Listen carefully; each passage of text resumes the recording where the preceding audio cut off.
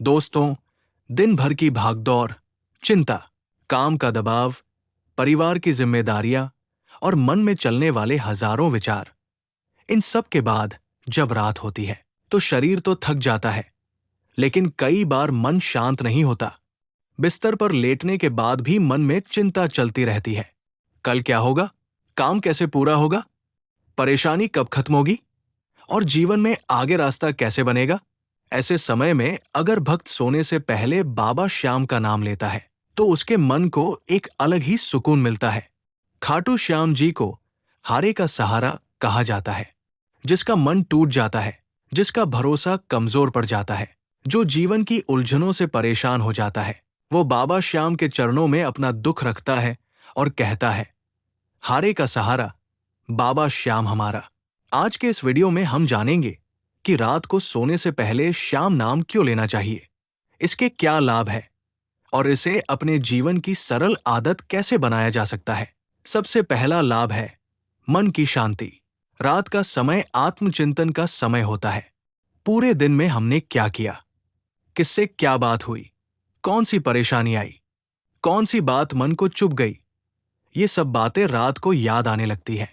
कई बार मन बिना वजह परेशान हो जाता है, लेकिन जब हम बाबा श्याम का नाम लेते हैं तो मन धीरे धीरे शांत होने लगता है। श्याम नाम केवल शब्द नहीं है, ये भक्त के लिए विश्वास का सहारा है। जब भक्त आंखें बंद करके कहता है, जय श्री श्याम, तो उसे लगता है कि वो अपनी चिंता बाबा के चरणों में रख रहा है। यही भाव मन को हल्का करता है। दूसरा लाभ है चिंता कम होना। बहुत से लोग रात को इसलिए सो नहीं पाते क्योंकि उनके मन में भविष्य की चिंता रहती है। पैसे की चिंता, परिवार की चिंता, नौकरी या व्यापार की चिंता, बीमारी या रिश्तों की चिंता। हर इंसान के मन में कुछ न कुछ चलता रहता है, लेकिन बाबा श्याम का नाम लेने से मन में ये भाव आता है कि मैं अकेला नहीं हूं, मेरे साथ बाबा है। जब भक्त अपने मन की बात बाबा से कहता है तो चिंता का बोझ कम महसूस होता है। ये भक्ति हमें अंदर से मजबूत बनाती है। तीसरा लाभ है दिन भर की गलतियों के लिए क्षमा मांगना। इंसान पूर्ण नहीं होता।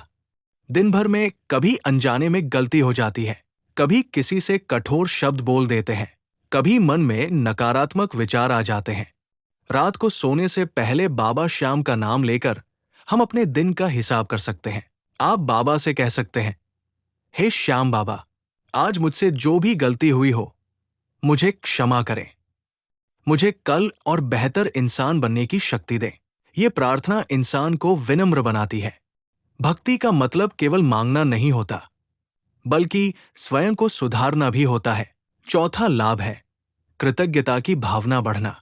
रात को सोने से पहले केवल दुख याद करने के बजाय अगर हम बाबा को धन्यवाद दें तो जीवन का नजरिया बदलने लगता है।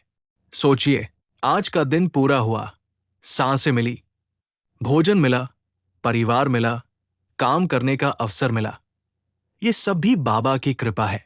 जब भक्त सोने से पहले कहता है, बाबा, आज के दिन के लिए धन्यवाद, तो मन में संतोष आता है, और जहां संतोष आता है वहां चिंता धीरे धीरे कम होने लगती है। पांचवा लाभ है अच्छी नींद में मदद। जब मन शांत होता है तो नींद भी अच्छी आती है।